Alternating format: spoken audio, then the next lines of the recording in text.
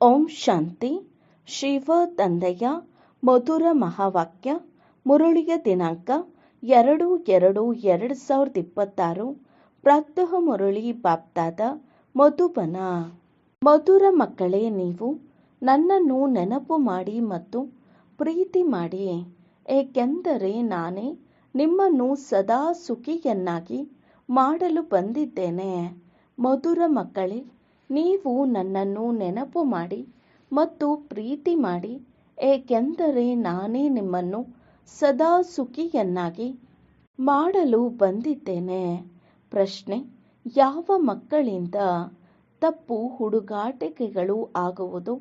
ಅವರ ಬಾಯಿಂದ ಯಾವ ಮಾತುಗಳು ಸ್ವತಃ ಹೊರಬರುತ್ತದೆ?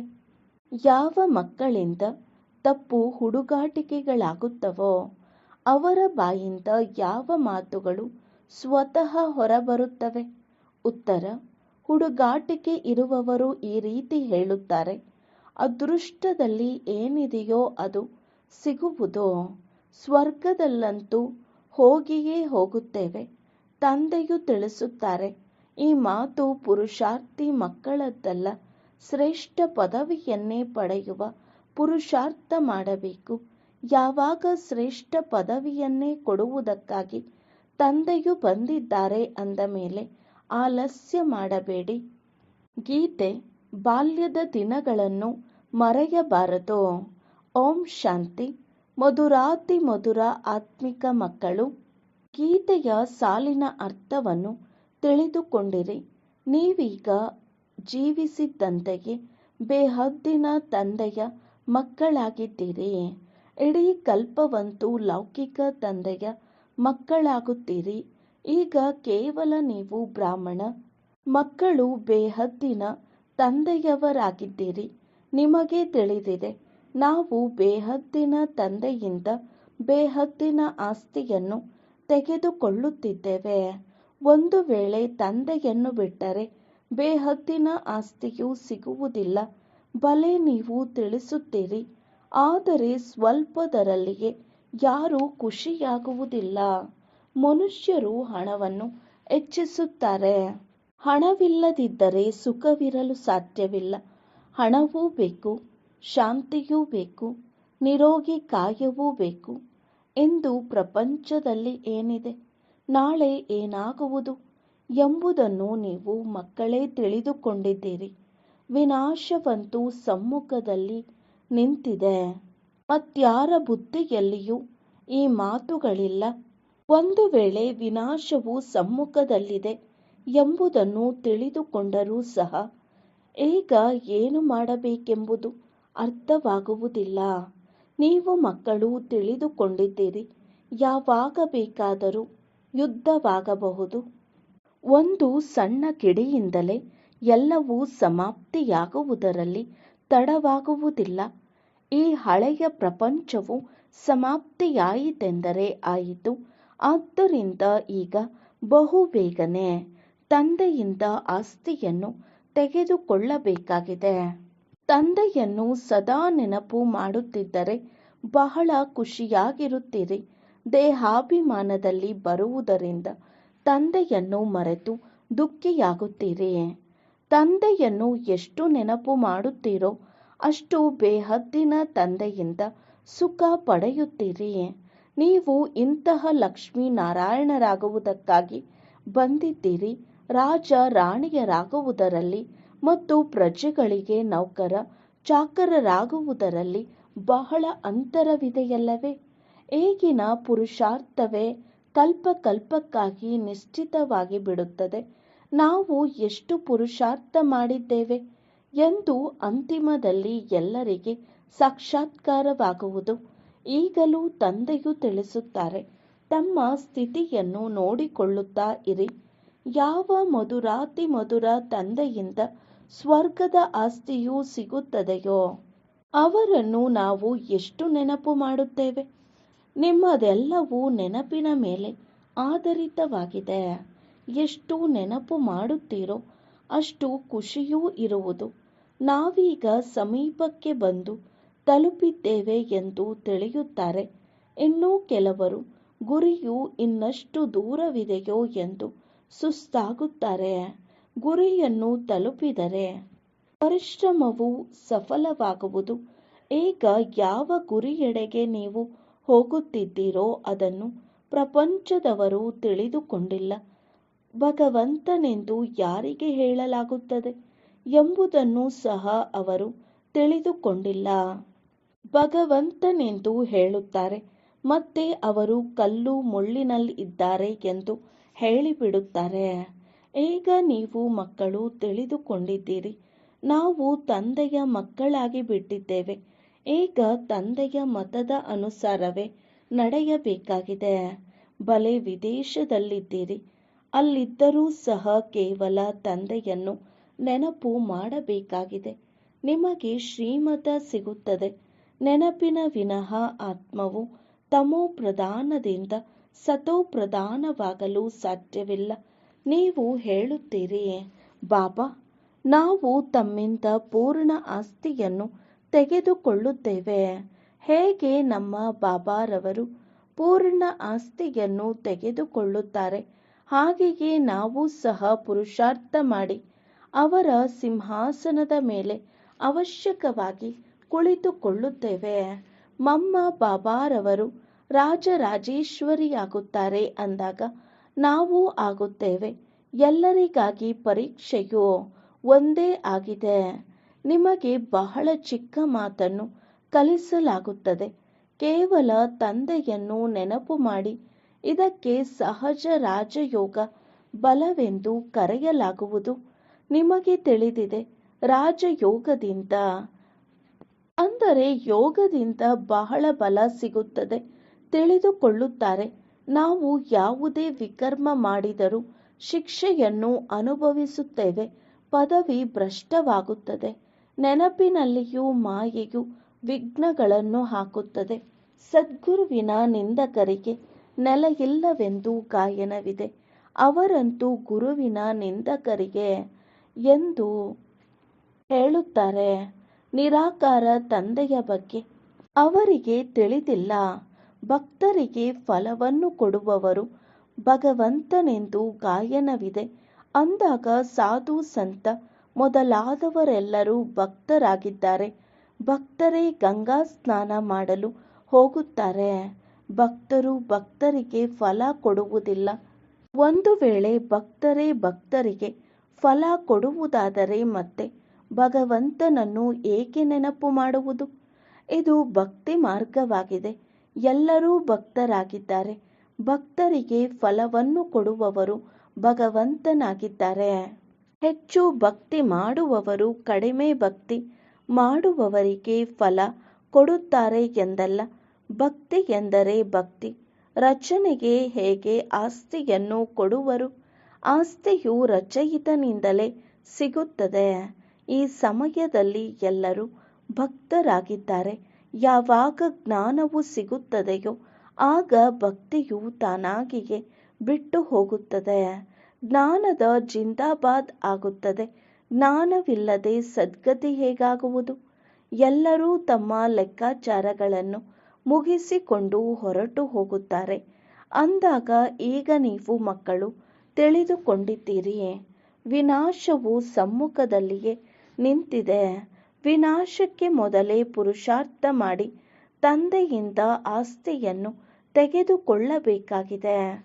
ನೀವು ತಿಳಿದುಕೊಂಡಿದ್ದೀರಿ, ನಾವೀಗ ಪಾವನ ಪ್ರಪಂಚದಲ್ಲಿ ಹೋಗುತ್ತಿದ್ದೇವೆ. ಯಾರು ಬ್ರಾಹ್ಮಣರಾಗುವರೋ ಅವರೇ ನಿಮಿತ್ತರಾಗುತ್ತಾರೆ. ಬ್ರಹ್ಮ ಮುಖವಂಶಾವಳಿ. ಬ್ರಾಹ್ಮಣರಾಗದೆ ನೀವು ತಂದೆಯಿಂದ ಆಸ್ತಿಯನ್ನು ಪಡೆಯಲು ಸಾಧ್ಯವಿಲ್ಲ. ತಂದೆಯು ಮಕ್ಕಳನ್ನು ರಚಿಸುವುದೇ ಆಸ್ತಿಯನ್ನು ಕೊಡುವುದಕ್ಕಾಗಿ. ಶಿವ ತಂದೆಯ ಮಕ್ಕಳಂತೂ ನಾವು ಹಾಗೆಯೇ ಇದ್ದೇವೆ. ಸೃಷ್ಟಿಯನ್ನು ರಚಿಸುವುದೇ ಮಕ್ಕಳಿಗೆ ಆಸ್ತಿಯನ್ನು ಕೊಡುವುದಕ್ಕಾಗಿ. ಶರೀರಧಾರಿಗಳಿಗೆ ಆಸ್ತಿಯನ್ನು ಕೊಡುವರಲ್ಲವೇ? ಆತ್ಮಗಳಂತೂ ಮೇಲಿರುತ್ತಾರೆ, ಅಲ್ಲಿ ಆಸ್ತಿ ಅಥವಾ ಪ್ರಾರಬ್ಧದ ಮಾತೇ ಇಲ್ಲ. ನೀವೀಗ ಪುರುಷಾರ್ಥ ಮಾಡಿ ಪ್ರಾರಬ್ಧವನ್ನು ಪಡೆಯುತ್ತಿದ್ದೀರಿ. ಇದು ಪ್ರಪಂಚದವರಿಗೆ ತಿಳಿದೇ ಇಲ್ಲ. ಈಗ ಸಮಯ ಸಮೀಪಕ್ಕೆ ಬರುತ್ತಿದೆ. ಕೇವಲ ಬಾಂಬುಗಳನ್ನು ಇಟ್ಟುಕೊಳ್ಳುವುದಕ್ಕಾಗಿ ತಯಾರಿಸಿಲ್ಲ, ಬಹಳಷ್ಟು ತಯಾರಿ ನಡೆಯುತ್ತಿದೆ. ಈಗ ತಂದೆಯು ನಮಗೆ ಆದೇಶ ನೀಡುತ್ತಾರೆ, ಮಕ್ಕಳೇ, ನನ್ನನ್ನು ನೆನಪು ಮಾಡಿ, ಇಲ್ಲದಿದ್ದರೆ ಅಂತಿಮದಲ್ಲಿ ಬಹಳ ಅಳಬೇಕಾಗುವುದು. ರಾಜವಿದ್ಯೆಯ ಪರೀಕ್ಷೆಯಲ್ಲಿ ಯಾರಾದರೂ ಅನುತ್ತೀರ್ಣರಾದರೆ ಹೋಗಿ ಕೋಪದಲ್ಲಿ ಮುಳುಗಿಬಿಡುತ್ತಾರೆ. ಇಲ್ಲಿ ಕೋಪದ ಮಾತಂತೂ ಇಲ್ಲ.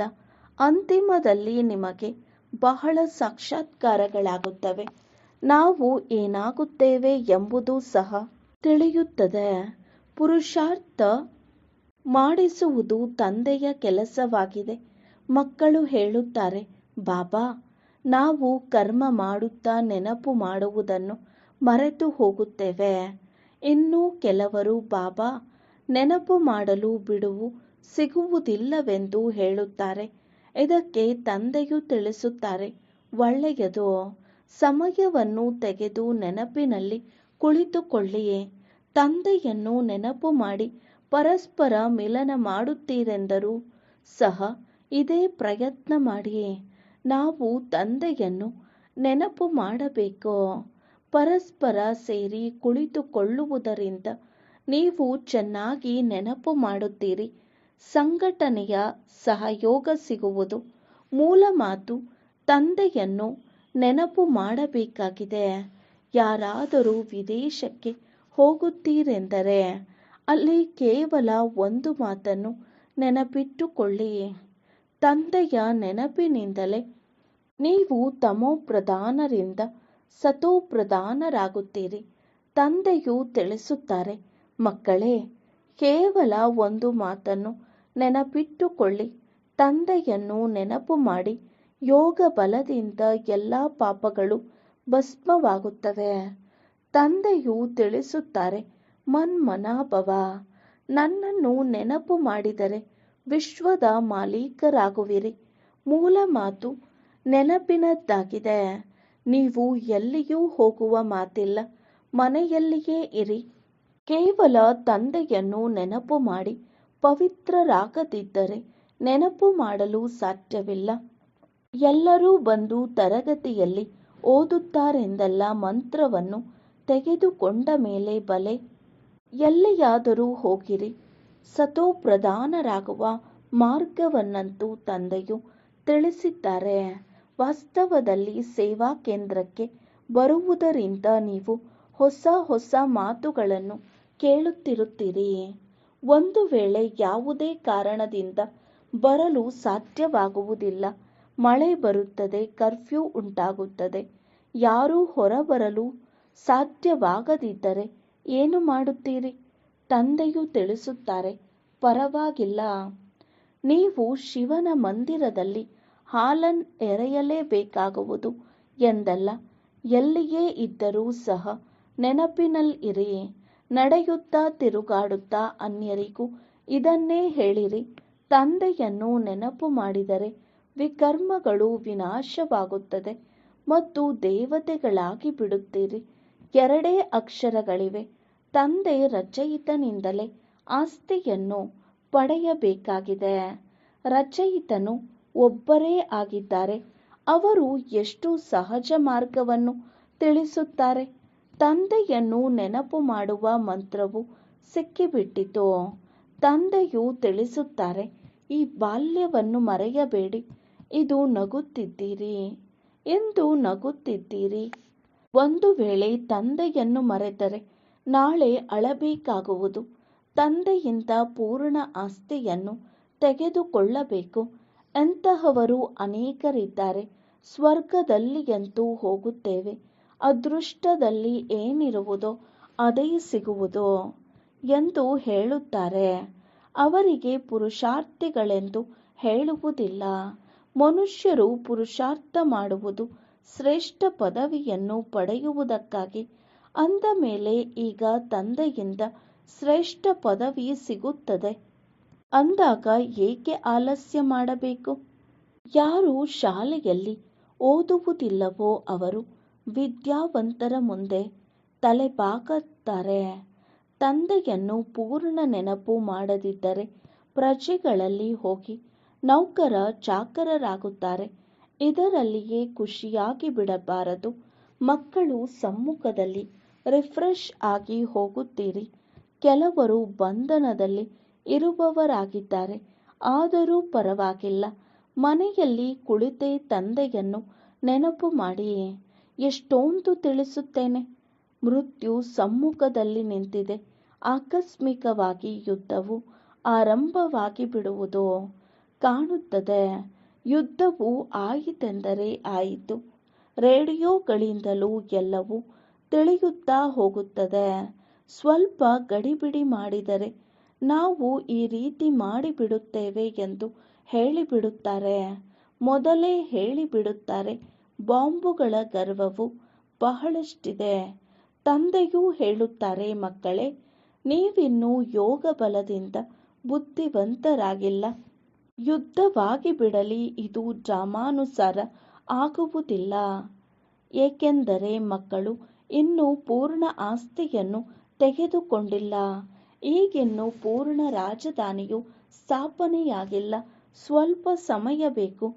ಪುರುಷಾರ್ಥ ಮಾಡಿಸುತ್ತಾ ಇರುತ್ತೇವೆ. ಯಾವ ಸಮಯದಲ್ಲಿ ಏನು ಬೇಕಾದರೂ ಆಗಿಬಿಡಬಹುದು. ವಿಮಾನ, ರೈಲು ಬೀಳಬಹುದು. ಮೃತ್ಯುವು ಎಷ್ಟು ಸಹಜವಾಗಿ ನಿಂತಿದೆ. ಧರಣಿಯು ಅಲುಗಾಡುತ್ತಿರುತ್ತದೆ.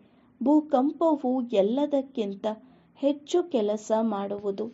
ಇದು ಅಲುಗಾಡಿದಾಗಲೇ ಮನೆಗಳೆಲ್ಲವೂ ಬೀಳುವವು. ಅಂದಾಗ ಮೃತ್ಯುವಿಗೆ ಮೊದಲೇ ತಂದೆಯಿಂದ ಪೂರ್ಣ ಆಸ್ತಿಯನ್ನು ತೆಗೆದುಕೊಳ್ಳಬೇಕಾಗಿದೆ. ಆದ್ದರಿಂದ ತಂದೆಯನ್ನು ಬಹಳ ಪ್ರೀತಿಯಿಂದ ನೆನಪು ಮಾಡಬೇಕಾಗಿದೆ. ಬಾಬಾ ತಮ್ಮ ವಿನಃ ನಮಗೆ ಮತ್ಯಾರೂ ಇಲ್ಲ ಎಂದು ಕೇವಲ ತಂದೆಯನ್ನು ನೆನಪು ಮಾಡುತ್ತಾ ಇರಿ. ಎಷ್ಟು ಸಹಜ ರೀತಿಯಿಂದ ಹೇಗೆ ಚಿಕ್ಕ ಚಿಕ್ಕ ಮಕ್ಕಳಿಗೆ ಕುಳಿತು ತಿಳಿಸಿಕೊಡುತ್ತಾರೆ. ಮಕ್ಕಳೇ, ಮತ್ಯಾವುದೇ ಕಷ್ಟವನ್ನು ಕೊಡುವುದಿಲ್ಲ. ಕೇವಲ ನೆನಪು ಮಾಡಿ. ಕಾಮಚಿತೆಯನ್ನೇರಿ ನೀವೀಗ ಕಪ್ಪಾಗಿದ್ದೀರಿ. ಆದ್ದರಿಂದ ಜ್ಞಾನ ಚಿತೆಯನ್ನೇರಿ ಪವಿತ್ರರಾಗಿ. ತಮ್ಮ ಉದ್ದೇಶವೇನೆಂದು ಯಾರಾದರೂ ನಿಮ್ಮನ್ನು ಕೇಳಿದರೆ ತಿಳಿಸಿ. ಶಿವ ತಂದೆಯು ಎಲ್ಲರ ತಂದೆಯಾಗಿದ್ದಾರೆ. ಅವರು ತಿಳಿಸುತ್ತಾರೆ, ನನ್ನೊಬ್ಬನನ್ನೇ ನೆನಪು ಮಾಡಿದರೆ ನಿಮ್ಮ ವಿಕರ್ಮಗಳು ವಿನಾಶವಾಗುತ್ತವೆ ಮತ್ತು ನೀವು ತಮೋ ಪ್ರಧಾನರಿಂದ ಸತೋ ಪ್ರಧಾನರಾಗುತ್ತೀರಿ. ಕಲಿಯುಗದಲ್ಲಿ ಎಲ್ಲರೂ ತಮೋ ಪ್ರಧಾನರಿದ್ದಾರೆ. ಸರ್ವರ ಸದ್ಗತಿದಾತನು ಒಬ್ಬರೇ ತಂದೆಯಾಗಿದ್ದಾರೆ. ಈಗ ತಂದೆಯು ತಿಳಿಸುತ್ತಾರೆ, ಕೇವಲ ನನ್ನನ್ನು ನೆನಪು ಮಾಡಿದರೆ ತುಕ್ಕು ಇಳಿಯುವುದು. ಕೇವಲ ಇಷ್ಟಾದರೂ ಸಂದೇಶವನ್ನು ಕೊಡಬಹುದಲ್ಲವೇ? ಸ್ವಯಂ ನೆನಪು ಮಾಡುತ್ತೀರೆಂದರೆ ಅನ್ಯರಿಗೂ ನೆನಪು ಮಾಡಿಸುತ್ತೀರಿ. ತಾನೇ ನೆನಪು ಮಾಡದಿದ್ದರೆ ಅನ್ಯರಿಗೂ ರುಚಿಯಿಂದ ಹೇಳುವುದಿಲ್ಲ. ಅಂದರೆ ಅದು ಅಂತರಾಳದಿಂದ ಬರುವುದಿಲ್ಲ. ತಂದೆಯು ತಿಳಿಸುತ್ತಾರೆ, ಎಲ್ಲಿಯಾದರೂ ಇರಿ. ಎಷ್ಟು ಸಾಧ್ಯವೋ ಕೇವಲ ತಂದೆಯನ್ನು ನೆನಪು ಮಾಡಿ. ಯಾರೇ ಸಿಕ್ಕಿದರೂ ಇದೇ ಶಿಕ್ಷಣ ಕೊಡಿ. ಮೃತ್ಯು ಸಮ್ಮುಖದಲ್ಲಿ ನಿಂತಿದೆ. ತಂದೆಯು ತಿಳಿಸುತ್ತಾರೆ, ನೀವೆಲ್ಲರೂ ತಮೋಪ್ರಧಾನ ಪತಿತರಾಗಿ ಬಿಟ್ಟಿದ್ದೀರಿ. ಈಗ ನನ್ನನ್ನು ನೆನಪು ಮಾಡಿ ಪವಿತ್ರರಾಗಿ. ಆತ್ಮವೇ ಪತಿತವಾಗಿದೆ. ಸತ್ಯಯುಗದಲ್ಲಿ ಪಾವನರಾಗುತ್ತದೆ. ತಂದೆಯು ತಿಳಿಸುತ್ತಾರೆ, ನೆನಪಿನಿಂದಲೇ ಆತ್ಮವು ಪಾವನವಾಗುವುದು. ಮತ್ಯಾವುದೇ ಉಪಾಯವಿಲ್ಲ. ಈ ಸಂದೇಶವನ್ನು ಎಲ್ಲರಿಗೆ ಕೊಡುತ್ತಾ ಹೋಗಿ. ಆಗ ಅನೇಕರ ಕಲ್ಯಾಣ ಮಾಡುತ್ತೀರಿ. ಮತ್ಯಾವುದೇ ಕಷ್ಟವನ್ನು ನಿಮಗೆ ಕೊಡುವುದಿಲ್ಲ. ಎಲ್ಲ ಆತ್ಮರನ್ನು ಪಾವನ ಮಾಡುವವರು ಪತಿತ ಪಾವನ ತಂದೆಯೇ ಆಗಿದ್ದಾರೆ. ಎಲ್ಲರಿಗಿಂತ ಸರ್ವೋತ್ತಮ ಪುರುಷೋತ್ತಮರನ್ನಾಗಿ ಮಾಡುವವರು ತಂದೆಯಾಗಿದ್ದಾರೆ. ಯಾರು ಪೂಜ್ಯರಾಗಿದ್ದರೋ ಅವರೇ ನಂತರ ಪೂಜಾರಿಯಾಗಿದ್ದಾರೆ. ರಾವಣ ರಾಜ್ಯದಲ್ಲಿ ನಾವು ಪೂಜಾರಿಗಳಾಗಿದ್ದೇವೆ. ರಾಮ ರಾಜ್ಯದಲ್ಲಿ ಪೂಜ್ಯರಾಗಿದ್ದೆವು. ಈಗ ರಾವಣ ರಾಜ್ಯದ ಅಂತ್ಯವಾಗಿದೆ. ತಂದೆಯನ್ನು ನೆನಪು ಮಾಡುವುದರಿಂದ ನಾವು ಪೂಜಾರಿಗಳಿಂದ ಪೂಜ್ಯರಾಗುತ್ತೇವೆ. ಅನ್ಯರಿಗೆ ಮಾರ್ಗವನ್ನು ತೋರಿಸಬೇಕಾಗಿದೆ, ವೃದ್ಧಿಯನ್ನು ಮಾಡಬೇಕಾಗಿದೆ. ವೃದ್ಧರದು ಸರ್ವಿಸ್ ಮಾಡಬೇಕು. ಮಿತ್ರ ಸಂಬಂಧಿ ಮೊದಲಾದವರಿಗೂ ಸಂದೇಶ ಕೊಡಿ. ಸತ್ಸಂಗ ಮಂದಿರ ಇತ್ಯಾದಿಗಳು ಅನೇಕ ಪ್ರಕಾರವಾಗಿದೆ. ನಿಮ್ಮದು ಒಂದೇ ಪ್ರಕಾರವಾಗಿದೆ. ಕೇವಲ ತಂದೆಯ ಪರಿಚಯ ಕೊಡಬೇಕಾಗಿದೆ. ಶಿವ ತಂದೆಯು ತಿಳಿಸುತ್ತಾರೆ, ನನ್ನೊಬ್ಬನನ್ನೇ ನೆನಪು ಮಾಡಿದರೆ ನೀವು ಸ್ವರ್ಗದ ಮಾಲೀಕರಾಗುವಿರಿ. ನಿರಾಕಾರ ಶಿವ ತಂದೆ ಸರ್ವರ ಸದ್ಗತಿದಾತ ತಂದೆಯು ಆತ್ಮರಿಗೆ ಹೇಳುತ್ತಾರೆ, ನನ್ನನ್ನು ನೆನಪು ಮಾಡಿದರೆ ನೀವು ತಮೋ ಪ್ರಧಾನರಿಂದ ಸತೋ ಪ್ರಧಾನರಾಗುವಿರಿ. ಇದನ್ನು ತಿಳಿಸುವುದು ಬಹಳ ಸಹಜವಲ್ಲವೇ? ವೃದ್ಧರು ಸರ್ವಿಸ್ ಮಾಡಬಹುದು. ಮೂಲ ಮಾತೆ ಇದಾಗಿದೆ. ಮದುವೆ ಮುಂಜಿ ಎಲ್ಲಿಗೆ ಹೋಗುತ್ತೀರೆಂದರೆ ಕಿವಿಯಲ್ಲಿ ಈ ಮಾತನ್ನು ತಿಳಿಸಿ. ಗೀತೆಯ ಭಗವಂತನು ತಿಳಿಸುತ್ತಾರೆ, ನನ್ನನ್ನು ನೆನಪು ಮಾಡಿಯೇ. ಈ ಮಾತನ್ನು ಎಲ್ಲರೂ ಇಷ್ಟಪಡುತ್ತಾರೆ. ಹೆಚ್ಚು ಹೇಳುವ ಅವಶ್ಯಕತೆ ಇಲ್ಲ. ಕೇವಲ ತಂದೆಯ ಸಂದೇಶವನ್ನು ಕೊಡಬೇಕಾಗಿದೆ. ತಂದೆಯು ತಿಳಿಸುತ್ತಾರೆ, ನನ್ನನ್ನು ನೆನಪು ಮಾಡಿ, ಒಳ್ಳೆಯದು. ಈ ರೀತಿ ತಿಳಿದುಕೊಳ್ಳಿ. ಭಗವಂತನೇ ಪ್ರೇರಣೆ ಕೊಡುತ್ತಾರೆ. ಸ್ವಪ್ನದಲ್ಲಿ ಸಾಕ್ಷಾತ್ಕಾರವಾಗುತ್ತದೆ. ಶಬ್ದವು ಕೇಳಿ ಬರುತ್ತದೆ. ತಂದೆಯು ತಿಳಿಸುತ್ತಾರೆ, ನನ್ನನ್ನು ನೆನಪು ಮಾಡಿದರೆ ನೀವು ತಮೋ ಪ್ರಧಾನರಿಂದ ಸತೋ ಪ್ರಧಾನರಾಗುವಿರಿ. ನೀವು ಸ್ವಯಂ ಈ ಚಿಂತನೆ ಮಾಡುತ್ತಾ ಇದ್ದರೂ ಸಹ ನಮ್ಮ ದೋಣಿಯು ಪಾರಾಗುವುದು. ನಾವು ಪ್ರತ್ಯಕ್ಷದಲ್ಲಿ ಬೇಹದ್ದಿನ ತಂದೆಯ ಮಕ್ಕಳಾಗಿದ್ದೇವೆ ಮತ್ತು ತಂದೆಯಿಂದ 21 ಜನ್ಮಗಳ ಆಸ್ತಿಯನ್ನು ತೆಗೆದುಕೊಳ್ಳುತ್ತಿದ್ದೇವೆ. ಅಂದ ಮೇಲೆ ಖುಷಿ ಇರಬೇಕು. ತಂದೆಯನ್ನು ಮರೆತಾಗಲೇ ಕಷ್ಟವಾಗುತ್ತದೆ. ತಂದೆಯು ಎಷ್ಟು ಸಹಜವಾಗಿ ತಿಳಿಸುತ್ತಾರೆ. ತನ್ನನ್ನು ಆತ್ಮನೆಂದು ತಿಳಿದು ತಂದೆಯನ್ನು ನೆನಪು ಮಾಡಿರಿ. ಆಗ ಆತ್ಮವು ಸತೋ ಪ್ರಧಾನವಾಗಿ ಬಿಡುವುದು. ಇವರಿಗೆ ಸರಿಯಾದ ಮಾರ್ಗವು ಸಿಕ್ಕಿದೆ. ಈ ಮಾರ್ಗವನ್ನು ಎಂದೂ ಯಾರೂ ತಿಳಿಸಲು ಸಾಧ್ಯವಿಲ್ಲವೆಂದು ತಿಳಿದುಕೊಳ್ಳುವರು. ಒಂದು ವೇಳೆ ಶಿವ ತಂದೆಯನ್ನು ನೆನಪು ಮಾಡಿ ಎಂದು ಹೇಳುವುದಾದರೆ ಮತ್ತೆ ಸಾಧುಗಳ ಬಳಿ ಯಾರು ಹೋಗುತ್ತಾರೆ? ಎಂತಹ ಸಮಯ ಬರುವುದು ಯಾವಾಗ ನೀವು ಮನೆಯಿಂದ ಹೊರಗೆ ಬರಲು ಸಾಧ್ಯವಿಲ್ಲ. ತಂದೆಯನ್ನು ನೆನಪು ಮಾಡುತ್ತಾ ಮಾಡುತ್ತಾ ಶರೀರವನ್ನು ಬಿಟ್ಟು ಬಿಡುತ್ತೀರಿ. ಅಂತ್ಯಕಾಲದಲ್ಲಿ ಯಾರು ಶಿವ ತಂದೆಯ ಸ್ಮರಣೆ ಮಾಡುವರೋ ಅವರು ಲಕ್ಷ್ಮೀನಾರಾಯಣರ ರಾಜ್ಯದಲ್ಲಿ ಬರುತ್ತಾರಲ್ಲವೇ? ಮತ್ತೆ ಮತ್ತೆ ರಾಜ್ಯ ಪದವಿಯನ್ನು ಪಡೆಯುವಿರಿ. ಕೇವಲ ತಂದೆಯನ್ನು ನೆನಪು ಮಾಡಿ ಮತ್ತು ಪ್ರೀತಿ ಮಾಡಿಯೇ. ನೆನಪಿಲ್ಲದೆ ಹೇಗೆ ಪ್ರೀತಿ ಮಾಡುವಿರಿ? ಸುಖ ಸಿಗುತ್ತದೆ, ಆಗಲೇ ಪ್ರೀತಿ ಮಾಡಲಾಗುತ್ತದೆ. ದುಃಖ ಕೊಡುವವರನ್ನು ಪ್ರೀತಿ ಮಾಡಲಾಗುವುದಿಲ್ಲ. ತಂದೆಯನ್ನು ತಿಳಿದುಕೊಳ್ಳಬೇಕಾಗಿದೆ. ತಂದೆಯು ತಿಳಿಸುತ್ತಾರೆ, ನಾನು ನಿಮ್ಮನ್ನು ಸ್ವರ್ಗದ ಮಾಲೀಕರನ್ನಾಗಿ ಮಾಡುತ್ತೇನೆ. ಆದ್ದರಿಂದ ನನ್ನನ್ನು ಪ್ರೀತಿ ಮಾಡಿ. ತಂದೆಯ ಮತದಂತೆ ನಡೆಯಬೇಕಲ್ಲವೇ? ಒಳ್ಳೆಯದು. ಮಧುರಾತಿ ಮಧುರ ಅಗಲಿ ಹೋಗಿ ಮರಳಿ ಸಿಕ್ಕಿರುವ ಮಕ್ಕಳ ಪ್ರತಿ ಮಾತಾಪಿತಾ ಬಾಪ್ದಾದಾರವರ ನೆನಪು, ಪ್ರೀತಿ ಹಾಗೂ ಸುಪ್ರಭಾತ. ಆತ್ಮಿಕ ಮಕ್ಕಳಿಗೆ ಆತ್ಮಿಕ ತಂದೆಯ ನಮಸ್ತೆ. ನಾವು ಆತ್ಮಿಕ ಮಕ್ಕಳ ಆತ್ಮಿಕ ತಂದೆಗೆ ನಮಸ್ತೆ ನಮಸ್ತೆ ನಮಸ್ತೆ. ಧಾರಣೆಗಾಗಿ ಮುಖ್ಯ ಸಾರ. ಫಸ್ಟ್ ಪಾಯಿಂಟ್, ಖುಷಿಯಲ್ಲಿರಲು ನೆನಪಿನ ಪರಿಶ್ರಮ ಪಡಬೇಕಾಗಿದೆ. ನೆನಪಿನ ಬಲವು ಆತ್ಮವನ್ನು ಸತೋಪ್ರಧಾನ ಮಾಡುವಂಥದ್ದಾಗಿದೆ. ಪ್ರೀತಿಯಿಂದ ಒಬ್ಬ ತಂದೆಯನ್ನು ನೆನಪು ಮಾಡಬೇಕಾಗಿದೆ. ಸೆಕೆಂಡ್ ಪಾಯಿಂಟ್, ಶ್ರೇಷ್ಠ ಪದವಿಯನ್ನು ಪಡೆಯಲು ವಿದ್ಯೆಯ ಮೇಲೆ ಸಂಪೂರ್ಣ ಗಮನ ಕೊಡಬೇಕಾಗಿದೆ. ಅದೃಷ್ಟದಲ್ಲಿ ಏನಿರುವುದೋ ಅದಾಗುವುದು ಎಂದಲ್ಲ. ಈ ಆಲಸ್ಯವನ್ನು ಬಿಟ್ಟು ಪೂರ್ಣ ಆಸ್ತಿಗೆ ಅಧಿಕಾರಿಗಳಾದಾಗ ಆಸ್ತಿಯು ಪ್ರಾಪ್ತಿಯಾಗುತ್ತದೆ. ವರದಾನ: ಅಲ್ಪಕಾಲದ ಲೌಕಿಕ ಜವಾಬ್ದಾರಿಗಳನ್ನು ಬೇಹದ್ದಿನಲ್ಲಿ ಪರಿವರ್ತನೆ ಮಾಡುವಂತಹ ಸ್ಮೃತಿ ಸ್ವರೂಪ ನಷ್ಟಮೋಹಿಗಳಾಗಿ ಅಲ್ಪಕಾಲದ ಜವಾಬ್ದಾರಿಗಳನ್ನು ಬೇಹದ್ದಿನಲ್ಲಿ ಪರಿವರ್ತನೆ ಮಾಡುವಂತಹ ಸ್ಮೃತಿ ಸ್ವರೂಪ ನಷ್ಟಮೋಹಿಗಳಾಗಿ ವಿವರಣೆ: ನಷ್ಟಮೋಹರು ಆಗುವುದಕ್ಕಾಗಿ ಕೇವಲ ತಮ್ಮ ಸ್ಮೃತಿ ಸ್ವರೂಪವನ್ನು ಪರಿವರ್ತನೆ ಮಾಡಿಕೊಳ್ಳಿರಿ. ಯಾವಾಗ ನಾವು ಗೃಹಸ್ಥಿ ಆಗಿದ್ದೇವೆ, ನಮ್ಮ ಮನೆ ನಮ್ಮ ಸಂಬಂಧ ಎನ್ನುವ ಸ್ಮೃತಿ ಇರುತ್ತದೆಯೋ ಆಗಲೇ ಮೋಹ ಉಂಟಾಗುವುದು. ಈಗ ಈ ಅಲ್ಪಕಾಲದ ಜವಾಬ್ದಾರಿಗಳನ್ನು ಬೇಹದ್ದಿನ ಜವಾಬ್ದಾರಿಗಳಲ್ಲಿ ಪರಿವರ್ತನೆ ಮಾಡಿಬಿಡಿ. ಬೇಹದ್ದಿನ ಜವಾಬ್ದಾರಿಗಳನ್ನು ನಿಭಾಯಿಸುತ್ತೀರೆಂದರೆ ಅಲ್ಪಕಾಲದ ಜವಾಬ್ದಾರಿಯು ಸ್ವತಃವಾಗಿಯೇ ಪೂರ್ಣವಾಗಿ ಬಿಡುತ್ತದೆ. ಆದರೆ ಒಂದು ವೇಳೆ ಬೇಹದ್ದಿನ ಜವಾಬ್ದಾರಿಯನ್ನು ಮರೆತು ಕೇವಲ ಅಲ್ಪಕಾಲದ ಜವಾಬ್ದಾರಿಯನ್ನೇ ನಿಭಾಯಿಸುತ್ತೀರೆಂದರೆ ಅದು ಮತ್ತಷ್ಟು ಹಾಳು ಮಾಡುತ್ತೀರಿ. ಏಕೆಂದರೆ ಆ ಜವಾಬ್ದಾರಿಯಲ್ಲಿ ಮೋಹವು ಮರ್ಜ್ ಆಗಿಬಿಡುತ್ತದೆ.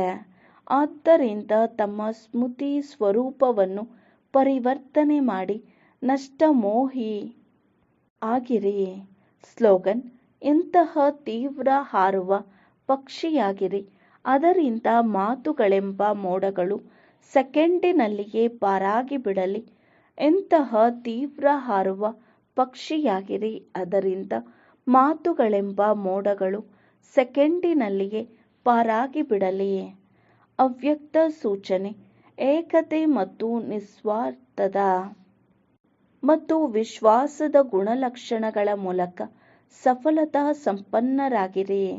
ಯಾವುದೇ ಕಾರ್ಯದ ಸಫಲತೆಗೆ ಎರಡು ಶ್ರೇಷ್ಠ ಭುಜಗಳಿವೆ. ಮೊದಲನೆಯದು ಪರಸ್ಪರದಲ್ಲಿ ವಿಶ್ವಾಸ ಮತ್ತು ಎರಡನೆಯದು ಏಕತೆ.